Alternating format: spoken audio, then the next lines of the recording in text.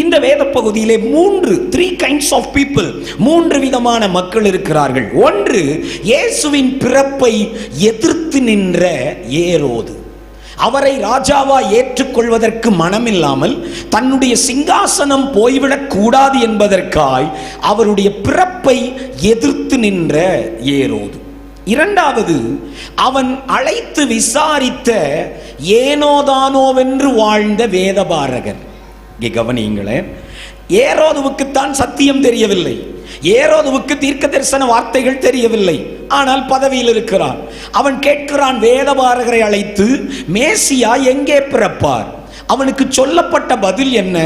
யூதேயாவில் உள்ள பெத்லகேமில் பிறப்பார். கவனியுங்கள், சொன்னார்களே, ஐயா ஏன் கேட்கிறீங்க, பிறந்துட்டாரா, அடையாளம் எதுவும் இருக்குதா, எதனால இந்த விசாரணை? எந்த எந்த எந்த அக்கறையும் இல்லை. ஏனோதானோவென்று சத்தியம் அறிந்தும் வாழ்ந்து கொண்டிருந்த வேதபாரகர். Number 3, the third category of people, மூன்றாவது கூட்டம் யாருன்னா எதிர்பார்ப்போடு இருந்த சாஸ்திரிகள். ஆமென். மீண்டும் சொல்லுகிறேன், எதிர்த்து நின்ற ஏரோது, அவன் கிறிஸ்துவின் பிறப்பை விரும்பவில்லை. 2, ஏனோதானோவென்று சத்தியம் தெரிந்திருந்தாலும் பிறந்திருக்கட்டுமே, பிறந்தாதான் இப்ப என்ன, பிறக்கலனா என்ன? எங்க கிட்ட கேட்ட கேள்விக்கு பதில் என்ன கேட்டீங்க? எங்க பிறப்பார்? பெத்லகேம்ல பிறப்பார்னு மீகா எழுதியிருக்காரு. அதனால பதில் சொல்லிட்டோன்னு கிளம்பிட்ட ஏனோதானோவென்று வாழ்ந்த வேதபாரகர். ஆனால் புறஜாதிகளாயிருந்தாலும் என்னை கவனியுங்கள், யூத மார்க்கத்தில் பிறவாதவர்கள் இவர்கள், எபிரேயர்கள் அல்ல, இஸ்ரவேல் கோத்திரத்தார் அல்ல, எங்கேயோ ஒரு தேசத்திலே கிழக்கிலே என்று எழுதியிருக்கு பாருங்க. அவர்கள் தூரமாய் கிட்டத்தட்ட எருசலேமில் இருந்து 1000 மைல்களுக்கு அப்பால் வாழ்ந்தாலும் அவர்கள் எதிர்பார்த்து கொண்டே இருந்தவர்கள். இந்த எதிர்பார்ப்புள்ள சாஸ்திரிகளைத்தான் இன்றைக்கு நாம் தியானிக்க போகிறோம். ஏமாற்றம் அடைந்தாலும் தெய்வீக தலையீட்டின் நிமித்தம் கர்த்தர் அவர்கள் ஏமாற்றங்களை மாற்றினார். இந்த இரவிலே ஆண்டவருடைய வார்த்தையை கேட்கிற மக்களுக்கு நான் இப்படி சொல்லட்டும், ஏமாற்றங்களோடு நீங்கள் கடந்த வருடம் முழுவதையும் கடந்து வந்திருந்தால் தேவன் உங்கள் ஏமாற்றங்களின் சூழலிலே இன்றைக்கு தலையிடுவாராக.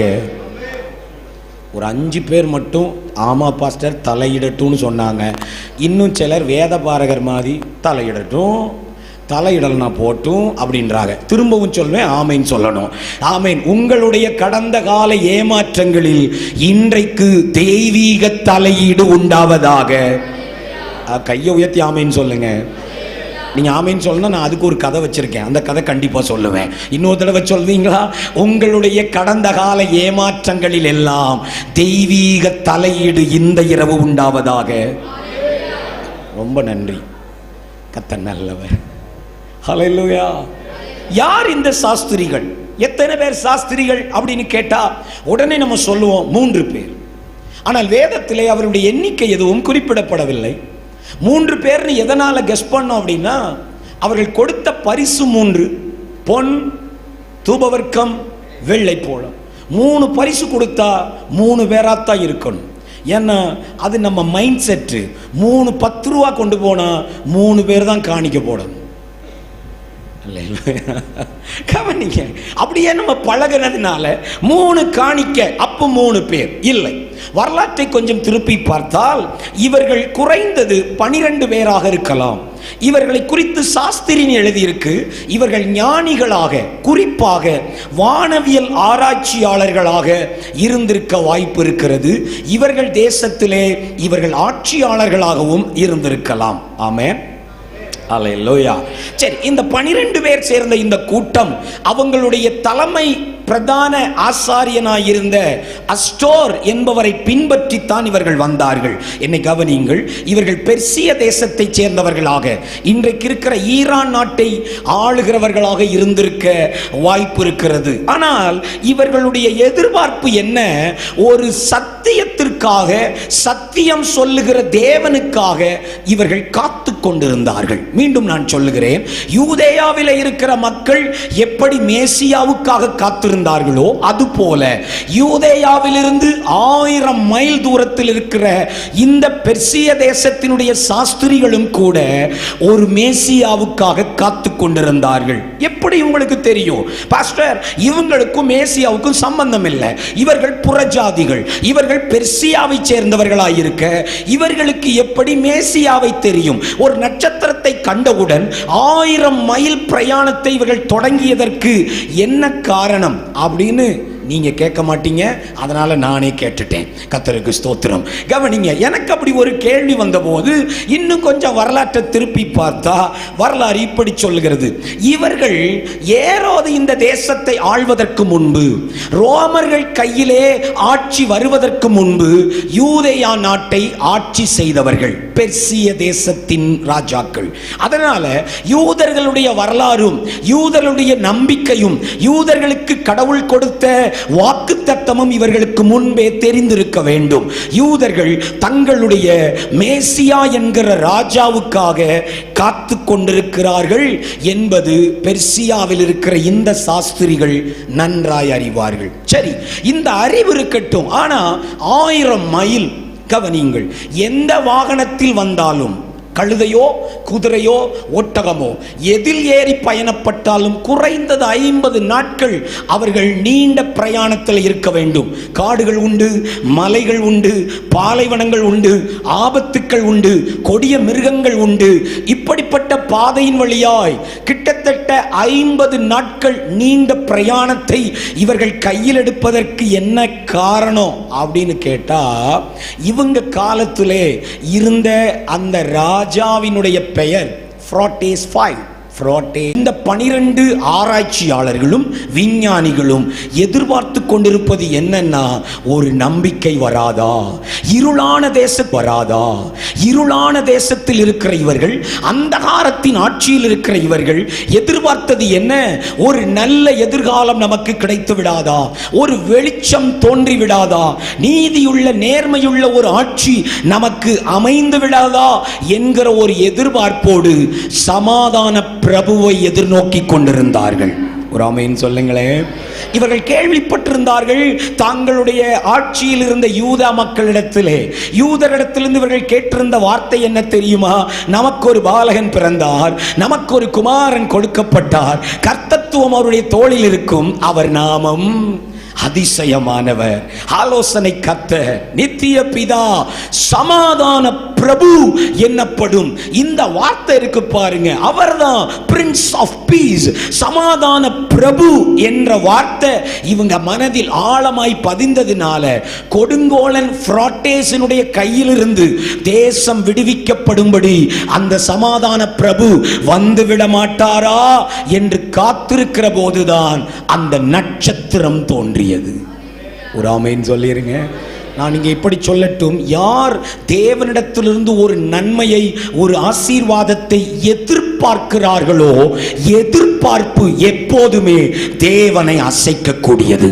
I want to repeat it again my brother. எதிர்பார்ப்பு இருக்கும் என்றால் பரலோகம் உங்களுக்காக திறக்கும். ஒரு ஆமென் சொல்லுங்க. எதுவுமே ஆமென். எதிர்பார்ப்புங்கிறது ஒரு ஆவிக்குரிய force, it's a spiritual force. கவனிங்க, எப்படின்னா நீங்க எப்பெல்லாம் தேவனிடத்தில் எதிர்பார்க்கிறீங்களோ அந்த ஜெபம் உங்களை நிச்சயமா வித்தியாசப்படுத்தும்.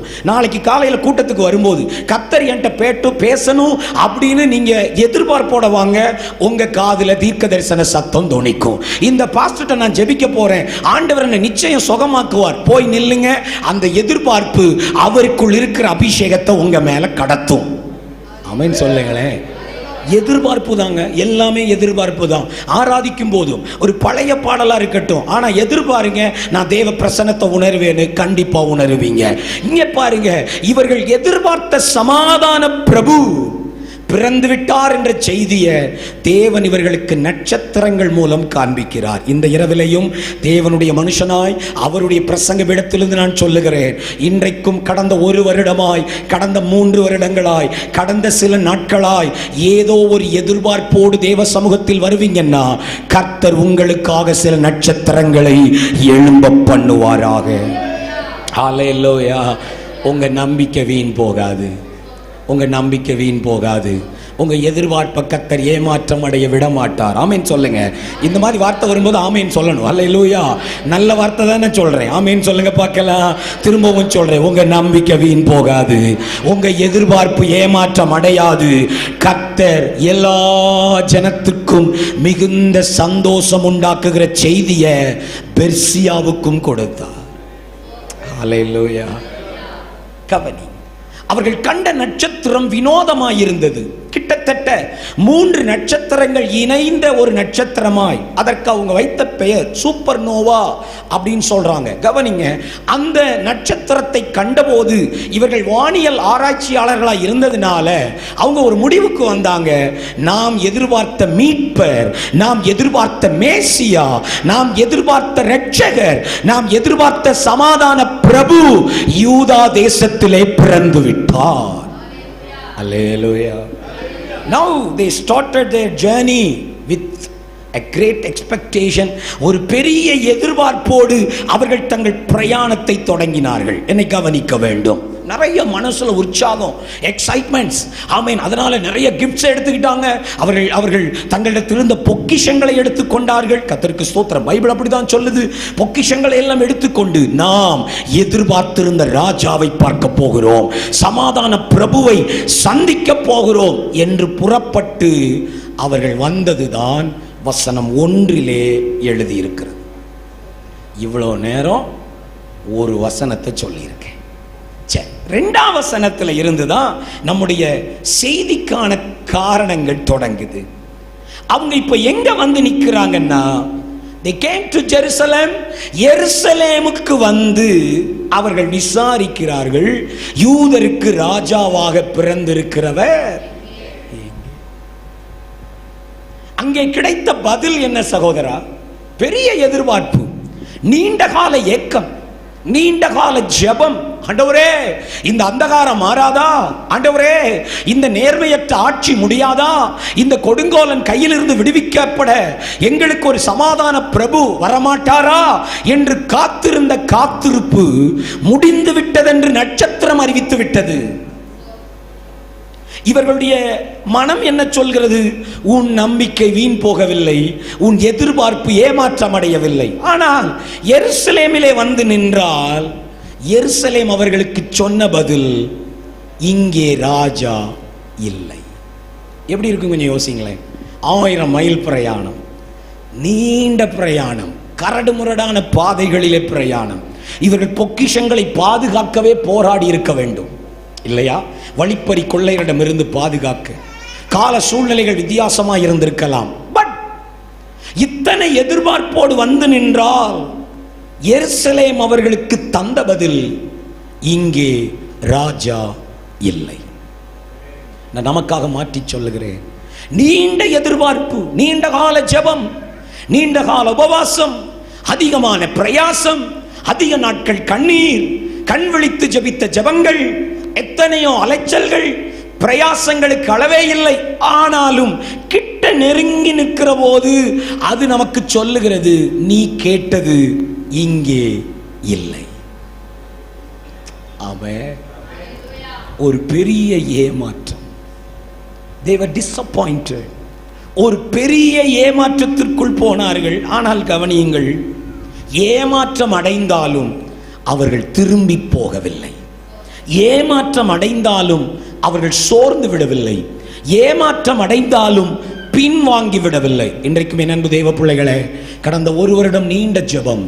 கர்த்தர் இந்த வருடம் எனக்கு இதை செய்வார், இந்த வருடத்தில் நிச்சயம் நான் பெற்றுக்கொள்வேன், இந்த வருடத்தில் நிச்சயம் எனக்கு நடக்கும் எதிர்பார்த்து அதற்காக பிரயாசப்பட்டு அதற்காக ஆயத்தமாகி அதற்காக ஜெபித்து அதற்காக திட்டமிட்டு அதற்காக உழைத்தும் இந்த வருடத்தின் கடைசி நேரத்திலே இன்னும் கிடைக்கவில்லை என்ற ஏமாற்றத்தோடு நிற்பீர்கள் என்றால், பரிசுத்த ஆவியானவர் உங்களுக்கு சொல்லுகிற ஆலோசனை, குறித்த காலத்துக்கு தரிசனம் வைக்கப்பட்டிருக்கிறது.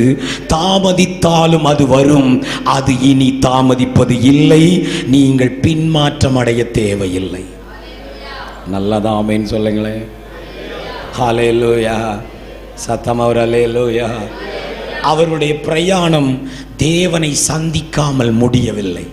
அவருடைய பிரயாணம் எதிர்பார்ப்பை நிறைவேற்றாமல் முடியவில்லை. இன்றைக்கு நான் இப்படி சொல்லட்டும், நீங்கள் இன்றைக்கு பார்க்கிற ஏமாற்றங்களும் தற்காலிகமானவையே.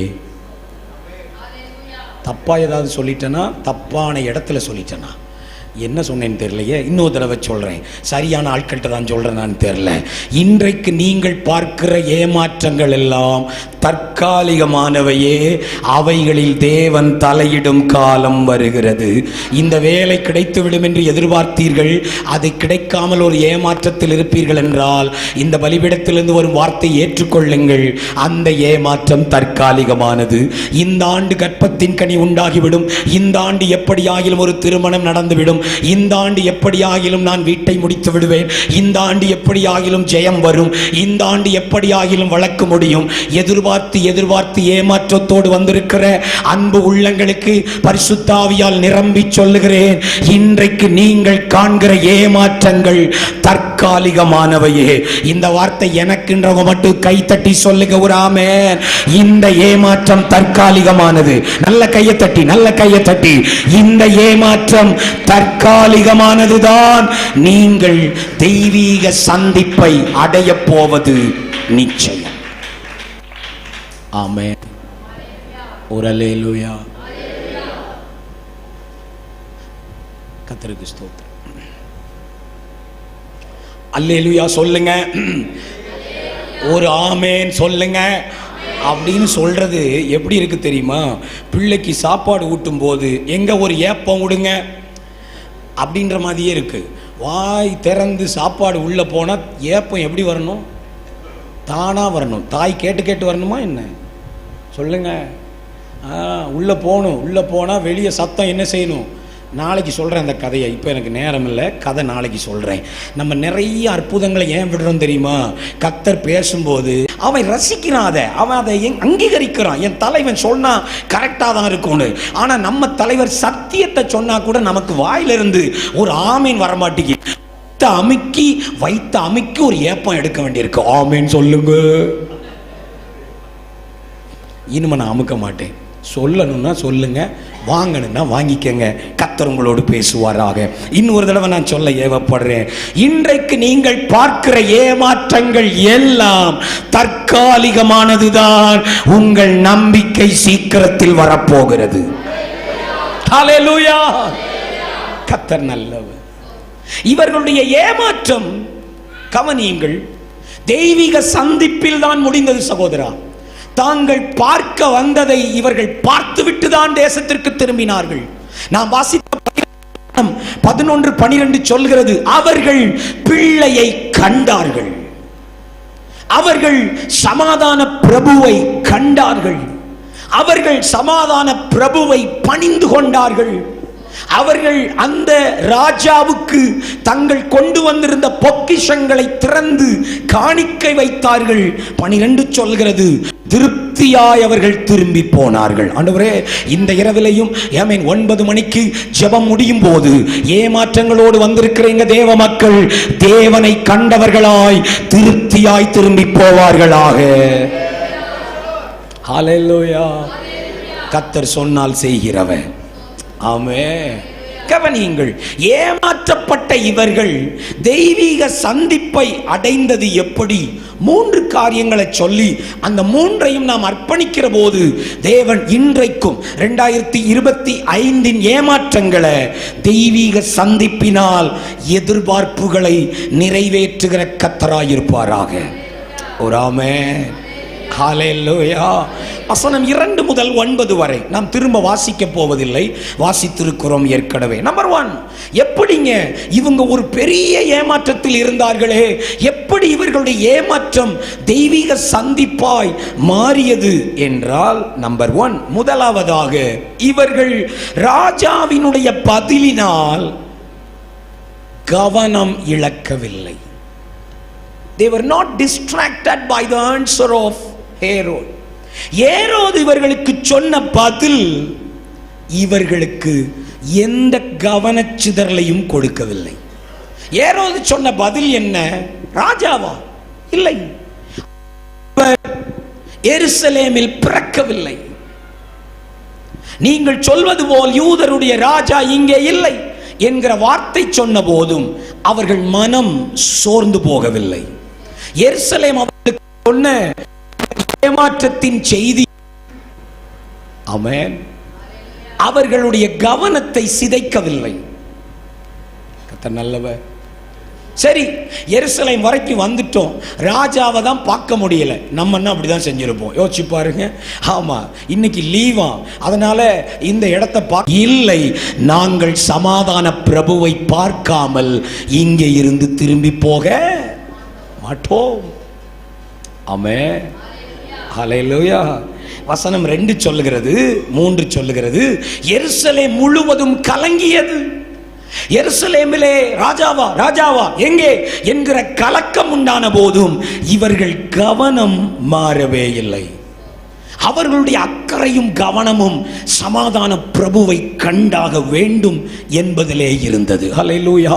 இன்றைக்கு உங்க ஏமாற்றங்கள், எதிர்பார்ப்புகள் வேண்டும் என்றால், கர்த்தருக்கு ஸ்தோத்திரம், உங்களுடைய ஏமாற்றங்கள் தெய்வீக சந்திப்புகளாய் மாற வேண்டும் என்றால், ஏமாற்றங்களின் நடுவே கவனம் சிதறாமல் கர்த்தரை தேடுங்கள், கவனம் சிதறாமல் ராஜாவை தேடுங்கள்.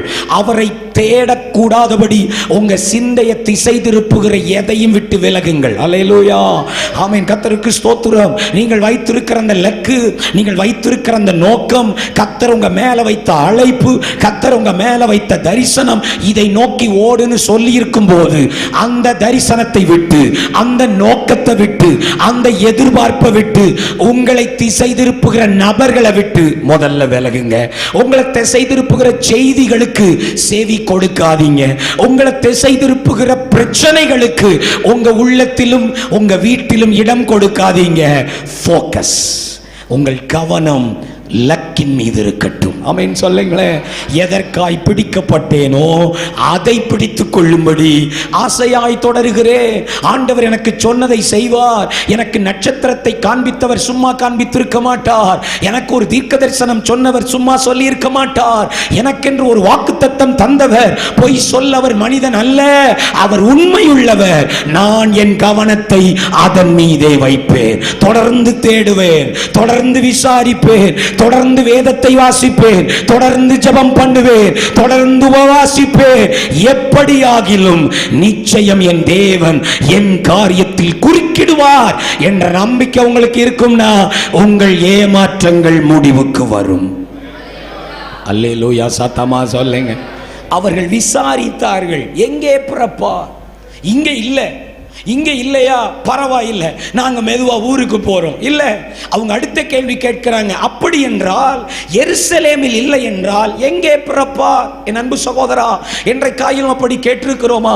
என்னுடைய ஜெபத்திலே ஒன்றுக்கு பதில் வரவில்லையே, ஏன் ஆண்டவரே பதில் வரவில்லை கேட்டிருக்கிறோமா? ஏன் எல்லாருக்கும் நடக்கிற அற்புதம் எனக்கு நடக்கவில்லை? ஆமென். புதிதாய் வருகிற புறஜாதிகள் கூட இந்த சபையில் அற்புதங்களை வாங்கி கொண்டு போகிற போது நான் நீண்ட காலம் இங்கே விசுவாசியா இருக்கிறேன். வாய், ஏன் என் வாழ்க்கையில் நடக்கவில்லை கேட்டிருக்கிறோமா?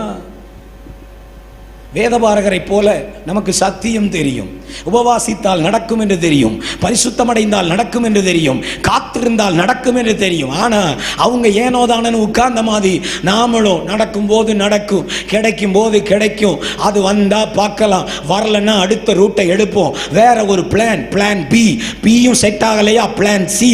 நம்மகிட்ட தான் ஸ்கீம் நிறைய இருக்குது, அப்படிதான் ஓடிக்கிட்டு இருக்கிறாங்க நிலை. ஆனால் கவனியுங்கள், இந்த சாஸ்திரிகள் 12 பேருமோ அவர்கள் வந்ததை காணாமல் திரும்பி போவதாயில்லை.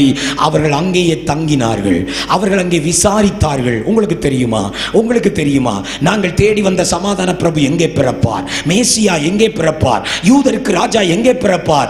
ஏன்னா எனக்கு தெரியும், என்னுடைய நட்சத்திரம் பொய் சொல்லாது, என்னை நடத்துகிற ஆவியானவர் பொய் சொல்ல மாட்டார், என்னை நடத்துகிற தேவனுடைய வார்த்தை பொய் சொல்லாது. அது இப்போ இங்க நடக்கலனா எப்படி செய்தால் நடக்கும்? நான் எங்கே அவரை தேட வேண்டும் என்ற கேள்வி அவர்களுக்குள் வந்தது. ஆமென். They were not distracted. அவர்கள் கவனத்தை இழக்கவில்லை, காம்ப்ரமைஸ் ஆகல. இன்னைக்கு பிசாசு நம்மளை நல்ல காம்ப்ரமைஸ் பண்றான். என்ன, நீ கேட்டது கிடைக்கல, கேட்காத ஒன்ன தர்றேன். இதுவும் அத மாதிரி தான். கொஞ்சம் கொஞ்சம் பிராண்டு தான் கம்மி, ஆனால் பாரு அதே மாதிரி சமாதானம் தான், அதே மாதிரி சந்தோஷம் தான். நீ வேதத்தை வாசிச்சு கேட்குற சமாதானம் அதை விட கொஞ்சம் ஒரு மாதிரி பாரு. அப்படியே கொஞ்ச நேரம் உட்காந்து டிவியை பாரு, அப்படியே ஒரு 2.5 மணி நேரம் ஷார்ட்ஸை பாரு, அப்படியே கொஞ்ச நேரம் அப்படியே ஃப்ரெண்ட்ஸு கூட உட்காந்து கதையை பேசு. இதுலையும் கொஞ்சம் அப்படியே கம்ஃபர்ட்டாக இருக்கும். கவனிங்க, டூப்ளிகேட். ஆனால் அவன் காம்ப்ரமைஸ் பண்ணுறான் பிரதர். கர்த்தருக்கு ஸ்தோத்திரம். தேவனோடு நடப்பதால் கிடைக்கிற சந்தோஷத்தை அவன் நண்பர்கள் வழியாய் தருவதா காம்ப்ரமைஸ் பண்றான். ஹல்லேலூயா. பரிசுத்தமாய் வாழ்வதால் மாத்திரமே கிடைக்கிற குடும்பத்தின் சமாதானத்தை பாவம் செய்தாலும் கிடைக்கும் காம்ப்ரமைஸ் பண்ண பார்க்கிறான். ஆனா இந்த சாஸ்திரிகளோ நாங்கள் அதற்கு தயாரில்லை, சமரசமாக போவதில்லை. ராஜாவை பார்க்க வந்தோம், ஏதோ ஒரு ராஜாவை பார்ப்போம். ஹல்லேலூயா. இயேசுவை பார்க்கலனா என்ன, ஏரோதுவை பார்ப்போம். இல்லங்க, நாங்க பார்க்க வந்தவரை பார்க்காம எருசலேமை விட்டு போக போறது. உங்களுக்கு அப்படி ஒரு வைராக்கியம் உண்டா? உங்க உள்ளத்தில் அப்படி ஒரு வைராக்கியம் உண்டா? சரி, நம்ம கேட்டதுதான் கிடைக்கல, இதாவது கிடைச்சுதே. அப்படிதான் இன்னைக்கு சிலர் தேவன் தங்களுக்கு தராத ஒன்றை தெரிந்தெடுத்து கொண்டார்கள். தேவன் தங்களுக்கு வைக்காத வேலை, தேவன் தங்களுக்கென்று தெரிந்தெடுக்காத தொழில், தேவன் தனக்கென்று தராத ஒரு வாழ்க்கை துணை, தேவன் தனக்கென்று வைத்திராத ஒரு ஓட்டம். நிறைய பேர் செலக்ட் பண்றதுக்கு என்ன காரணம்? டிஸ்ட்ராக்ஷன். காத்திருக்க மனசு இல்ல. யாரோ சொல்றாங்க வயசாயிட்டே போகுது, இன்னுமா செட்டில் ஆகல, இன்னுமா ஒரு வீடு வாங்கல, இன்னுமா ஒரு கல்யாணம் நடக்கல, இன்னுமா ஒரு பிள்ளை பிறக்கல. நம்ம டிஸ்ட்ராக்ட் ஆகுறோம். அப்போ கர்த்தர் செய்ய மாட்டாரோ? ஆபிரகாமை டிஸ்ட்ராக்ட் பண்ணாங்க சாராள். என்னை கவனியுங்கள், இப்படி வருகிற டிஸ்ட்ராக்ஷன், கவனச்சிதறல் எல்லாமே வெளியே இருந்து, தென்காசில இருந்து வர்ற ஏன் மூலம் வராது, உங்க வீட்டுக்குள்ளே இருந்தா வரும். சாராள், ஆமென். வாழ்க்கை துணையிடம் இருந்து, நாம் பெற்ற பிள்ளைகளிடம் இருந்து, நம்மோடு பிறந்தவரிடம் இருந்து, உடன்பிறப்புகள், நாம் மிக நேசிக்கிறவர்கள், இவங்க தான் நம்மளை டிஸ்ட்ராக்ட் பண்ண முடியும். ஏன் நீ ஒரு ஷார்ட்கட் எடுக்க கூடாது? நீ ஏன் காத்துட்டு இருக்கிற சாராள் வழியானு? ஏன் ஒரு ஆதார செலக்ட் பண்ண கூடாது? டிஸ்ட்ராக்ஷன். ஹல்லேலூயா. கவனிங்கள், காம்ப்ரமைஸ் பண்றோம், சமரசம் பண்றான். எப்படியோ உனக்கு ஒரு பிள்ளை தானே வேணும், அது ஈசாக்கா இருந்தானே இஸ்மவேலா இருந்தானே, நீ மலடன் இல்லை என்ற பேர் மாறினா போதாதா? உனக்கு பிள்ளையற்றவன் என்கிற அவமானம் நீங்கினா போதாதா?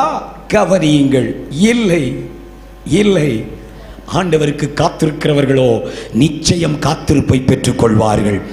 ஒரு அல்லேலூயா சத்தமா சொல்லுங்க. கவனிங்க, நாம கடைபிடிக்கிற இந்த 12 மாதங்கள் கொண்ட இந்த கேலண்டரை வச்சு தேவன் செயல்படுவதில்லை. ஜனவரியில் தொடங்கி டிசம்பர்ல முடியுது இந்த கேலண்டர். தேவனுக்கு இந்த கேலண்டர் அவரை கட்டுப்படுத்தாது. எத்தனை பேர் ஒத்துக்கொள்றீங்க? தேவனிடத்தில் கடிகாரமும் இல்லை, கேலண்டரும் இல்லை. அவர் தன் காலத்தில் தன்னுடைய வேளையில் சகலத்தையும் நேர்த்தியாய் செய்கிறவர். ஒரு அல்லேலூயா நல்லா சொல்லணும். நம்ம வருஷம் முடிஞ்சோன்னு அப்படியே பதறோம். ஐயோ, டிசம்பர் வந்துட்டு இன்னும் நடக்கலையே, போன ஜனவரியில் எதிர்பார்த்தேனே, ஏப்ரலில் வரும்னு நினைச்சேனே, ஜூனில் கிடைக்கும்னு நினைச்சேனே, அக்டோபர்லையாவது வரும்னு நினைச்சேனே, ஆனால் டிசம்பர் ஆயிட்டுதே. நிறைய பேர் இந்த கடைசி வாரம் ஆராணிக்கு வர்றதே இல்லை. என்னத்தான் வர்றது, இந்த வருஷமும் கர்த்தர் தரல, ஏன் துதிக்கணும், என்ன சாட்சி நான் சொல்லுவேன்? சகோதரா, உங்க கேலண்டர் இல்ல அவர் கேலண்டர், உங்க கடிகாரம் இல்ல அவர் கடிகாரம். தேவன் தன்னுடைய நாட்களையும் காலங்களையும் வேளைகளையும் அவர் வித்தியாசமாய் வைத்திருக்கிறார். He knows his time. அவருக்கு தெரியும் அது என்ன வேளை என்று. விசுவாசிக்கணும். நல்லா ஆமென் சொல்லுங்க. ஹல்லேலூயா. உலகம் தான் இப்படி நம்மளை பறக்க வைக்குது. உனக்கு வயசு 40 தாண்டுது, உனக்கு வயசு 50 தாண்டுது, இன்னும் செய்யலையா? கத்தரை பாருங்களேன், 100 வயது உள்ள கிழவனும் வாலிபன் எண்ணப்படுவான். ஐயா அல்லேலூயா, நல்ல சத்தமா சொல்றாங்க ஐயா. ஆமென். பைபிள் தான் சொல்லுது. ஆண்டவருக்கு அப்படிதான். அவருக்கு வயது ஒரு பொருட்டல்ல, அவருக்கு சரீர பலம் ஒரு பொருட்டல்ல, அவருக்கு கேலண்டர் அவர் அவசரப்படுத்தாது. ஐயோ 25, 26, 28 அவர் அவசரமே போட மாட்டார். அவருக்கு தெரியும் ஏற்ற காலத்திலே நேர்த்தியாய் செய்கிறவர். நல்லாதான் ஆமென் சொல்லுங்களேன். கவனம் சிதறாமல் பார்த்துக் கொள்ளுங்கள். மனிதர்களால் கவனம் சிதறாமல் பார்த்துக் கொள்ளுங்கள். உங்க கையில் இருக்கிற மொபைல், உங்க வீட்டில் இருக்கிற டிவி, அதால் உங்க கவனம் சிதறாமல் பார்த்து கொள்ளுங்கள். ஏதாவது நடக்கணும், நடக்கலை அப்படின்னா உடனேயே வாட்ஸ்அப்பில் போய் ஆலோசனை கேட்காதீங்க. உடனே யூடியூப்பில் தான் போகிறது. இப்படி வந்தால் எப்படி வரும், உடனே கூகுள் பண்ணுறது இல்லை. நமக்கு தேவையானதெல்லாம் சத்திய வேதத்தில் எழுதியிருக்கிறது. அவங்க தேடினது வேதத்திலே. அவர்கள் வேதபாரரிடத்தில் கேட்டார்கள், வேதம் என்ன சொல்லுகிறது, அவர் எங்கே பிறப்பார் என்று வேதம் எங்கே சொல்லுகிறது. ஏரோது விட்ட உளவுத்துறை இருந்தது, ஏரோது விடத்தில் இராணுவம் இருந்தது. அவங்க கேட்டிருக்கலாம், அவங்க உளவுத்துறை அனுப்புங்க, எங்க பிறப்பார்னு விசாரிங்க. இல்லை. இராணுவத்தை அனுப்புங்க, தேட சொல்லுங்க. இல்லை. அவர்களுக்கு தெரியும், சத்திய வேதம் ஒன்றே எங்களை சரியாய் நடத்தும். அல்லேலூயா. வருடத்தின் கடைசியில் நிற்கிறோம். வேதத்திலே விசாரியுங்கள். உங்கள் கவனம் உங்கள் லக்கின் மீது இருப்பதாக. அல்லேலூயா. இரண்டாவதாக அவர்கள் ஏமாற்றத்தை எப்படி தெய்வீக சந்திப்பாய் மாற்றிக்கொண்டார்கள். வசனம் 9-10 சொல்லுகிறது. ராஜா சொன்னதை அவர்கள் கேட்டு போகையில், இதோ அவர்கள் கிழக்கிலே கண்ட நட்சத்திரம் பிள்ளை இருக்கும் ஸ்தலம் மேல் வந்து நிற்கும் வரைக்கும் அவர்களுக்கு முன் சென்று.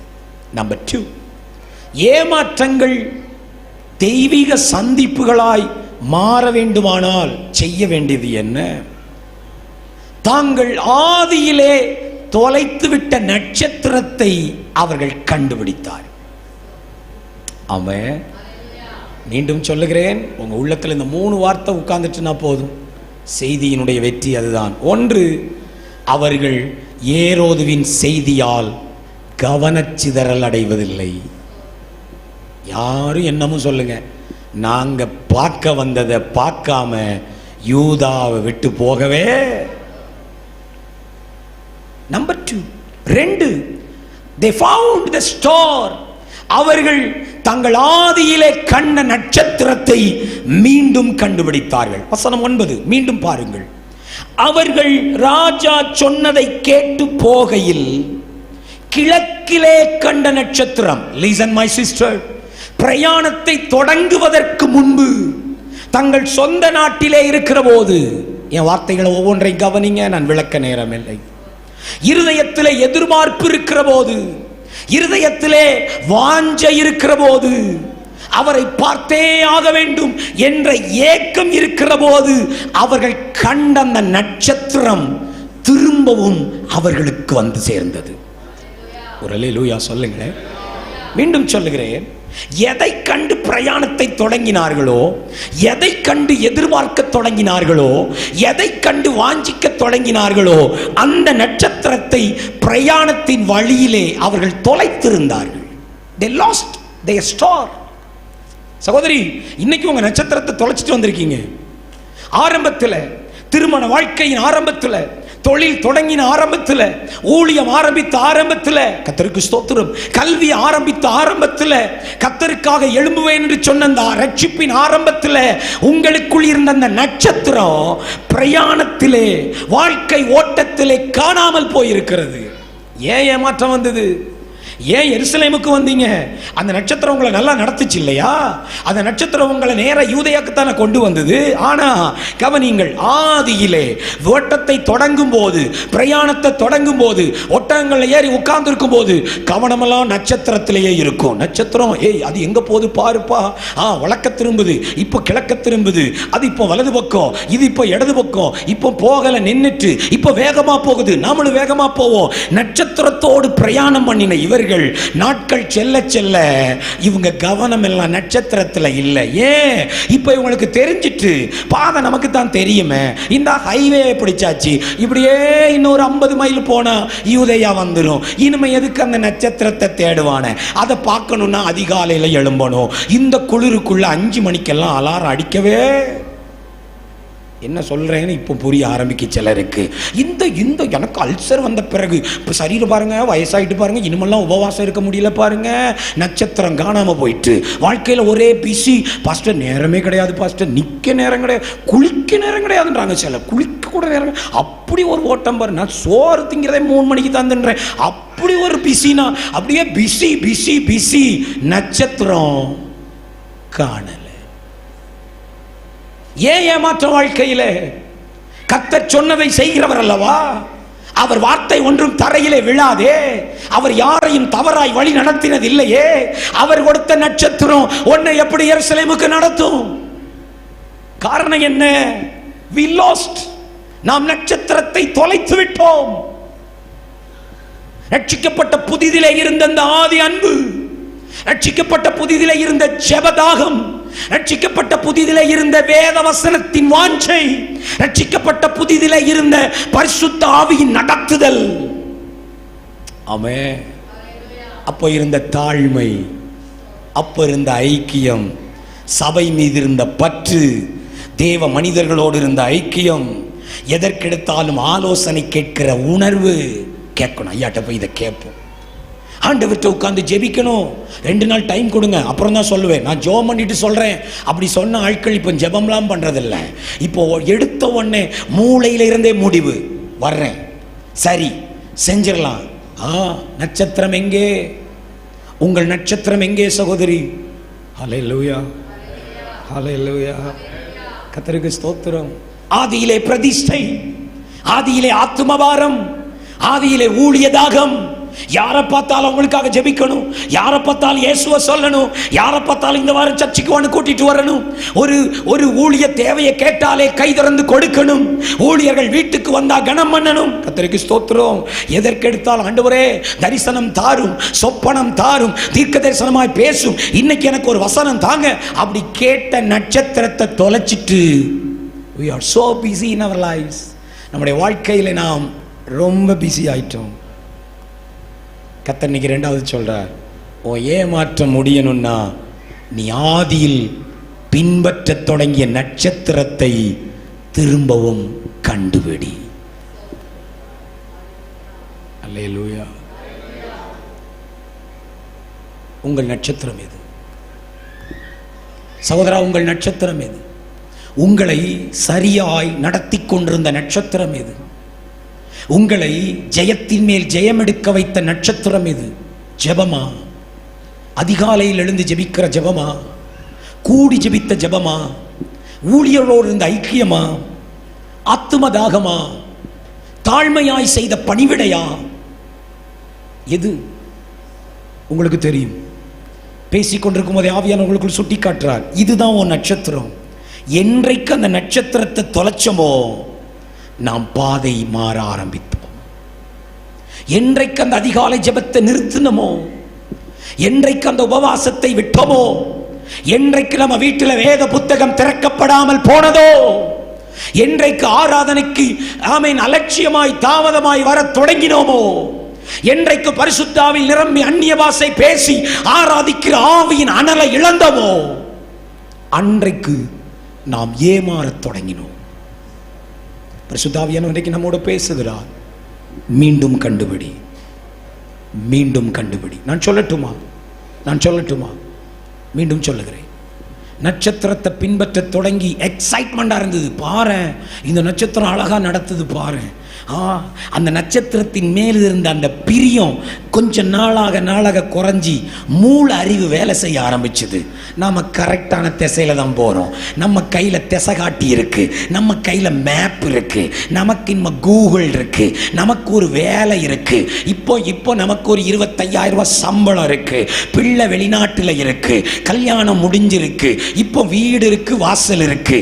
கவனிங்க அப்படின்னு ஏதோ ஒன்ன நம்ப ஆரம்பிச்சோம் பாருங்க. அப்பவே நாம நட்சத்திரத்தை அலட்சியம் பண்ண தொடங்கிட்டோம். நான் தேவ மனுஷனாய் ஒரு சத்தியத்தை சொல்லட்டுமா? நீங்கள் ஆதியில் அலட்சியம் செய்ததுதான் உங்களை இலக்கில் கொண்டு சேர்க்க போகிற நட்சத்திரம் என்பதை மறந்து விடாதீர்கள். பிரதர், நட்சத்திரம் கொண்டு சேர்க்க வேண்டிய உங்க லக்கில் உங்க மேப் கொண்டு சேர்க்காது. கூகுள் மேப்பை எடுத்து டைப் பண்ண உடனே என் லக்கு எதுன்னு கேட்டா அது சொல்லாது. அது எருசலேம்ல தான் கொண்டு விடும், அது ஏமாற்றத்தில் தான் கொண்டு விடும், அது ஏரோது மாதிரி கோலகாரம் முன்னாடி தான் கொண்டு விடும். இன்னைக்கு ஏன் போராட்டம், ஏன் சண்டைகள், ஏன் ஏரோதுவின் தந்திரங்கள், ஏன் ஏரோதுவின் வழக்குகள், ஏரோதுவின் மிரட்டல்கள், ஏரோதுவின் பட்டயங்கள் சில வீட்டில் தெரியுமா? They lost their star. தங்கள் நட்சத்திரத்தை தொலைத்து விட்டு சுய அறிவை சார்ந்து கொண்டார்கள். வேதம் எச்சரிக்குது, உன் சுய புத்தியின் மேல் சாயாமல் அவர் மேல் நம்பிக்கையாயிரு, அவரே காரியங்களை. நல்ல ஒரு ஆமேன்னு சொல்லுங்களேன். எதற்கெடுத்தாலும் முழங்காலில் நின்று ஜெபித்து முடிவெடுத்த என் அன்பு ஆவிக்குரிய தாயே, ஆவிக்குரிய குடும்பமே, நம்முடைய ஜெபங்கள் எங்கே? நம்முடைய ஆவியின் நிறைவுதான் எங்கே? நம்முடைய தரிசனம் பார்க்கிற கண்கள் எங்கே? சொப்பனங்களை கண்டு அதை கணவனுக்கு வெளிப்பாடாய் சொல்லுகிற அந்த அனுபவங்கள் எங்கே? அதிகாலையில் எழும்பி முழங்காலில் நின்று வேதத்தை தியானித்த அந்த நற்பழக்கங்கள் எங்கே? Which is your star? Where is your star? உங்கள் நட்சத்திரம் எது? இன்றைக்கு அது எங்கே இருக்கிறது? ஆண்டவனுக்கு சொல்லுகிறார், நீ ஏமாற்றத்திலிருந்து விடுபட வேண்டும் என்றால் உன் நட்சத்திரத்தை கண்டுபிடி. அதுதான் உன் வழிகாட்டி, அதுதான் உன் கூட வருகிற நண்பன், அதுதான் உன்னுடைய பலம். நட்சத்திரம் இல்லாமல் நீங்கள் முன்னோக்கி செல்ல முடியாது. நல்ல ஆமேன்னு சொல்லணும். பாரம்பரிய சபை மாதிரி ஆமேன்னு சொல்லக்கூடாது. சத்தமா ஒரு ஆவிக்குரிய சபை மாதிரி ஆமேன்னு சொல்லிருங்க. உங்கள் நட்சத்திரம் எது? They found their star. நட்சத்திரத்தை கண்டார்கள். பைபிள் சொல்லுது, மிகுந்த ஆனந்த சந்தோஷப்பட்டார்.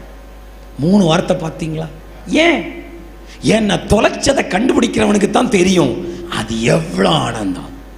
கர்த்தர் இந்த இரவிலே சிலருக்கு, தேடுகிறவர்களுக்கு அவருடைய நட்சத்திரங்களை காண்பிப்பாராக. Follow your star.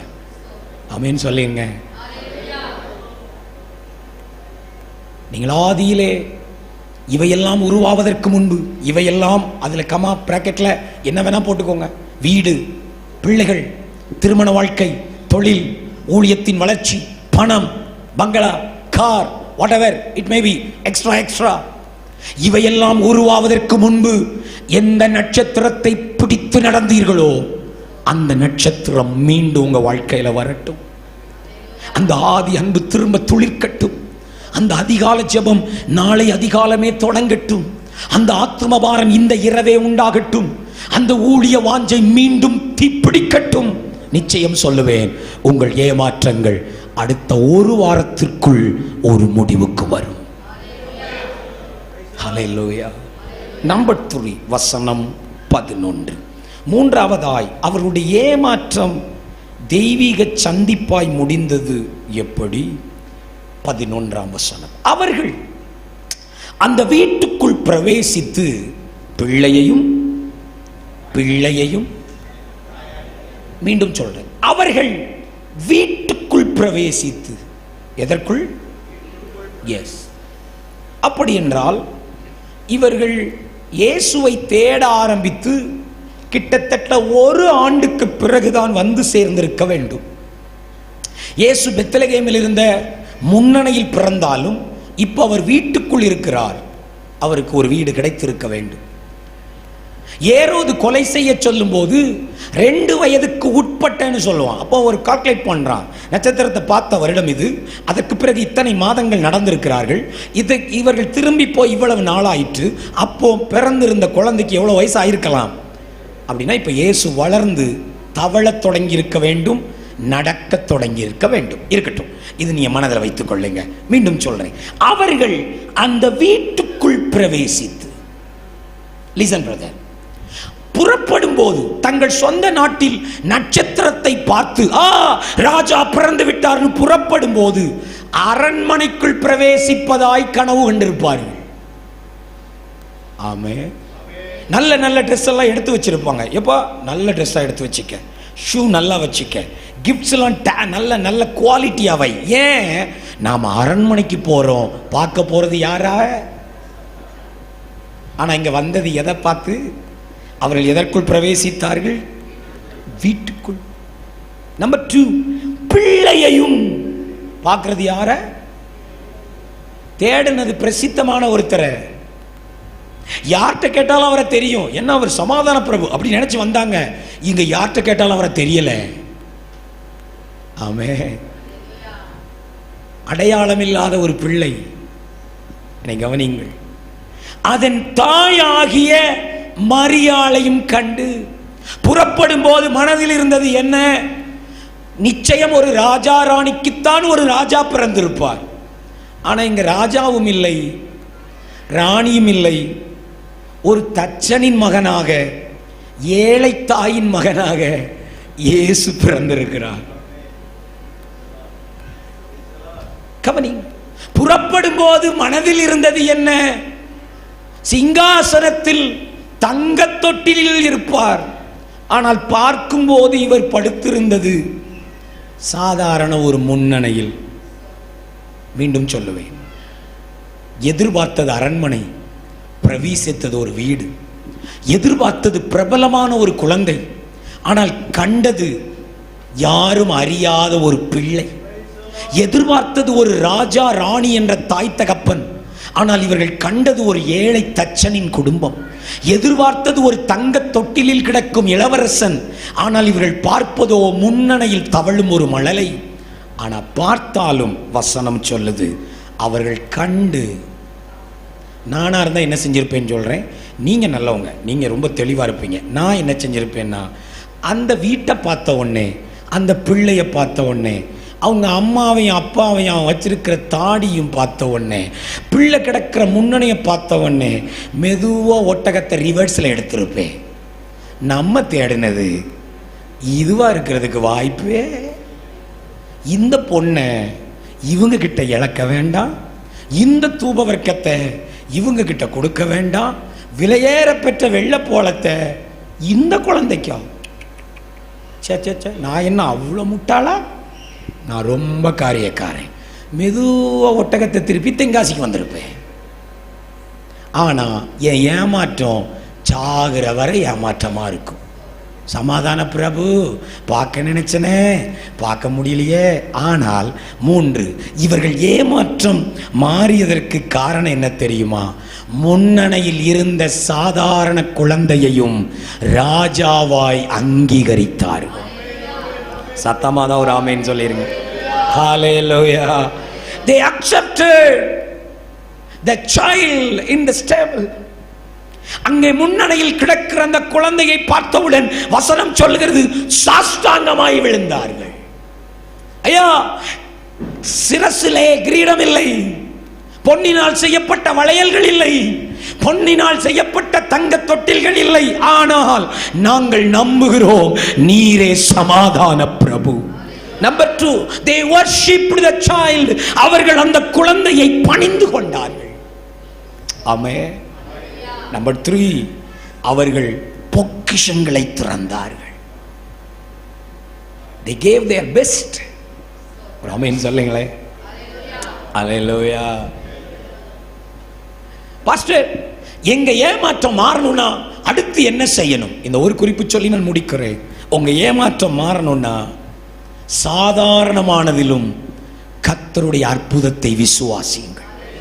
ஒரு அல்லேலூயா சொல்லுங்களே.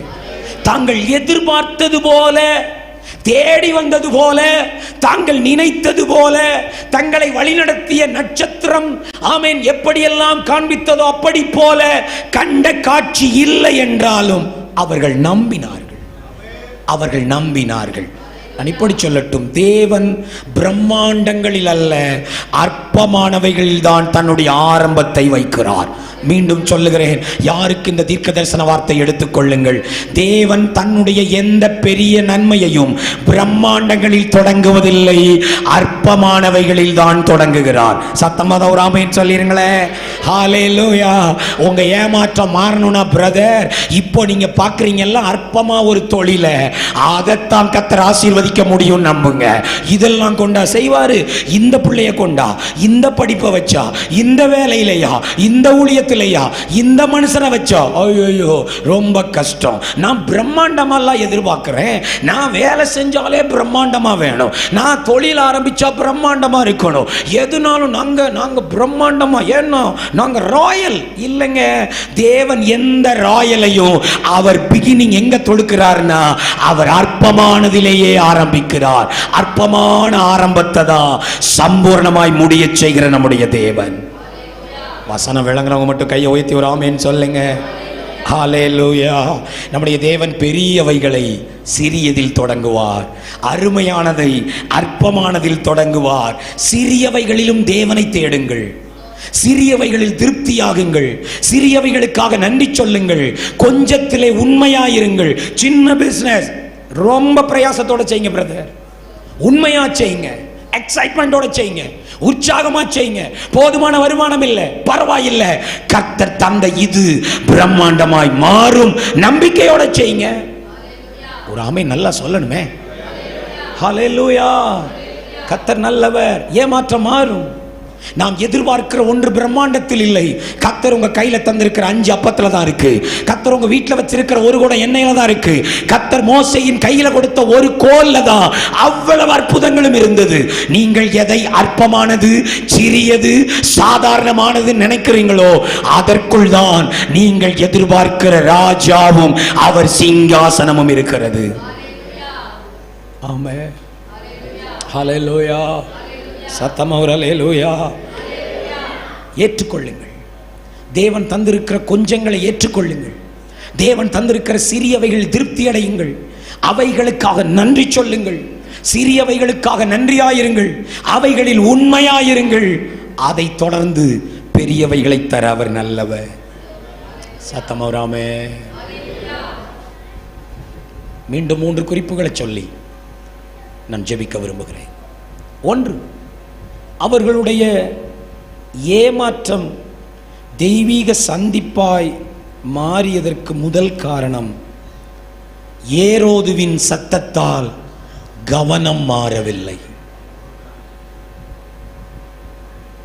சோர்வுண்டாக்கும் சத்தம், குழப்பம் உண்டாக்கும் சத்தம், மனதிலே கேள்விகளை உண்டாக்கும் சத்தம். ஆனால் அவங்க டிஸ்ட்ராக்டே ஆகலை. இல்லை, எங்களுக்கு காண்பித்த நட்சத்திரம் பொய் சொல்லாது. நம்பர் 2, தங்கள் ஆதியிலே பின்பற்றத் தொடங்கின நட்சத்திரத்தை அவர்கள் கண்டுபிடித்தார்கள். உங்கள் நட்சத்திரம் எது? நீங்கள் ரட்சிக்கப்பட்ட புதிதில் உங்களை நடத்திய அந்த நட்சத்திரம் எது? அதை மீண்டும் கண்டுபிடியுங்கள். 3, சாதாரணமானதென்றாலும் அவரே சமாதான பிரபு என்று நம்பினார்கள். முடிவு என்ன? 3 வார்த்தை சொல்லிட்டு நான் முடிச்சிடுறேன். வசனம் 12 சொல்லுது. வசனம் 12, அவர்கள் தேவனை சந்தித்தார்கள். அவர்கள் தேவனை சந்தித்தார்கள். ஒரு ஆமென் சொல்லிருங்க. ஏமாற்றப்பட்டுருவோமோ? இந்த ஏமாற்றத்தோடைய தேசத்துக்கு திரும்பிடுவோமோ? இனி நாம் அவரை பார்க்க மாட்டோமோ? நாம் எதிர்பார்த்த எதிர்பார்ப்பு, இத்தனை பிரயாசப்பட்ட பிரயாணம் வீணாய் போயிற்றோ? இல்லை சகோதரி, இல்லை சகோதரா, நீங்கள் ஒரு தெய்வீக சந்திப்பை அடைவீர்கள். நம்பர் 2, அதே வசனம் சொல்கிறது, அவர்கள் தேவ நடத்துதலை பெற்றார்கள். ஆமென். முன்பு எருசலேமுக்கு போய் ஏமாற்றம் அடைந்தவர்கள் திரும்ப எருசலேமுக்கு போக தேவையில்லை. ஆண்டவர் சொப்பனத்தில் தோன்றி சொன்னார், நீங்கள் இனி எருசலேமுக்கு போக வேண்டாம். 3, அவர்கள் வழி மாறினார்கள். வசனம் 12 சொல்கிறது, வேறு வழியாய் திரும்பி போனார்கள். நான் சொல்லட்டுமா? இன்றைக்கும் தேவனை சந்திப்பீங்கன்னா, இந்த 3 காரியத்துக்கு உங்களை ஒப்பு கொடுப்பீங்கன்னா, ஊழியக்காரனாய் அவருடைய பீடத்திலிருந்து உங்களுக்கு சொல்லுகிறேன், நீங்கள் இனி பிசாசின் வஞ்சகத்தில் சிக்கப் போவதில்லை. இனி நீங்கள் தடுமாற்றம் அடைவதில்லை. இனியும் நீங்கள் ஏமாறம் அடைந்து நிற்கப் போவதில்லை.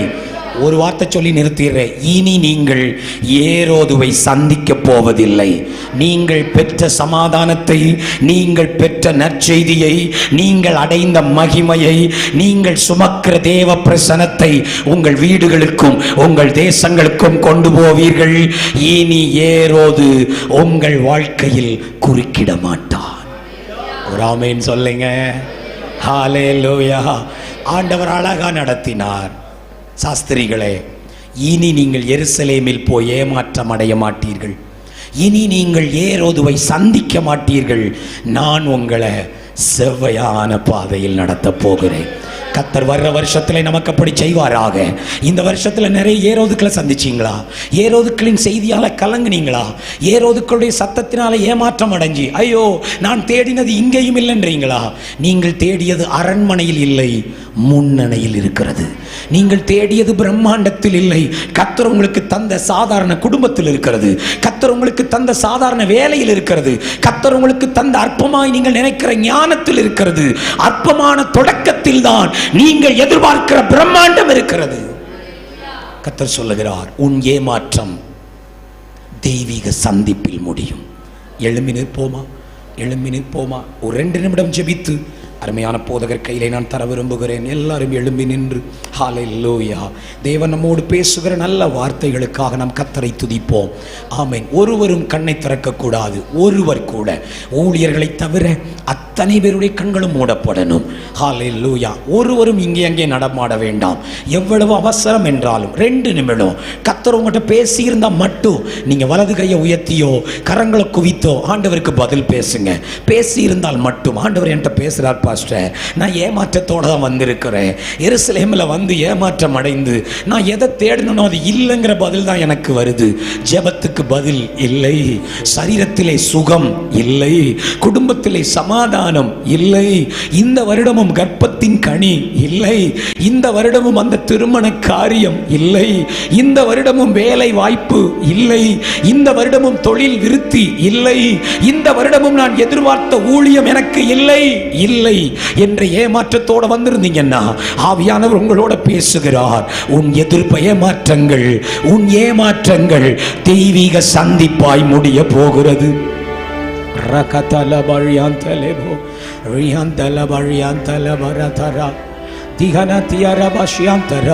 ஜெபிங்க ஜெபிங்க. இன்னும் 1.5 நிமிஷம் இருக்கு. நல்ல வாயை திறந்து ஆண்டவரே என்னை அர்ப்பணிக்கிறேன் அப்பா, இனி நான் டிஸ்ட்ராக்ட் ஆக மாட்டேன். சொல்லுங்க, இனி உலகத்தால, உலகத்தின் செய்தியால, உலக நண்பர்களால, என் கையில் இருக்கிற மொபைல் போனால நான் இனி இடரல் அடைய போவதில்லை.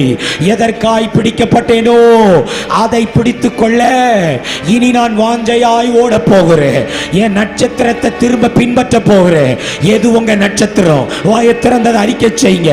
அந்த அதிகால ஜெபத்தை திரும்ப தொடங்க போகிறேன். அந்த ஊழிய வாஞ்சைய திரும்ப புதுப்பிக்க போறேன். அந்த ஆவியின் அனலை திரும்பவும் எனக்குள்ள உண்டாக்க போறேன். சபையின் மீது வாஞ்சைய திரும்பவும் ஏற்படுத்தி கொள்ள போகிறேன். அந்த மன்னித்தல, அந்த குடும்ப சமாதானத்தை, அந்த ஐக்கியத்தை மீண்டும் நான் கொண்டு வர போகிறேன். என் நட்சத்திரத்தை நான் கண்டுபிடித்தேன்.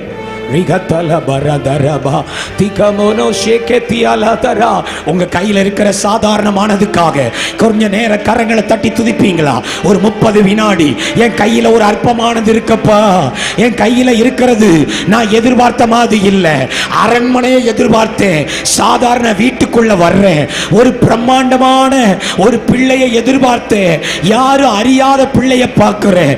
ராஜா ராணிய தாய் தகப்பனா எதிர்பார்த்த எனக்கு ஒரு தச்சனின் குடும்பம் தான் இருக்கு. ஆனாலும் அங்கீகரிக்கிறேன். கைதட்டி சொல்லுங்க, நன்றி. இந்த எளிமையானதிலோ நீர் எனக்கு நன்மையை வைத்திருக்கிறீர், நன்றி. இந்த சாதாரண வேலைக்குள்ளோ எனக்கு தேவையான நன்மை உண்டு, நன்றி. அற்பமான இந்த காரியம் அற்புதமாய் மாற போகிறது, நன்றி. கடைசி 15 வினாடிகள், 15 வினாடிகள் எல்லாருடைய கையும் தட்டப்படட்டும். நல்ல ஆவில நிரம்பி சொல்லுங்க, என் ஏமாற்றம் தெய்வீக சந்திப்பாய் முடியும். வாயை திறந்து அறிக்கை செய்யுங்க. இந்த வருட ஏமாற்றம் தெய்வீக சந்திப்பாய் முடியும். கர்த்தர் என்ன சந்திப்பார், கர்த்தர் என்ன சந்திப்பார். சொல்லுங்க சொல்லுங்க, கையை தட்டி சொல்லுங்க. சகோதரர்கள் பின்னாடி இருக்கிற ஐயாமாரு, என்னுடைய அன்பு தாயார், கையை தட்டி சொல்லுங்க, கர்த்தர் என்னை சந்திப்பார்.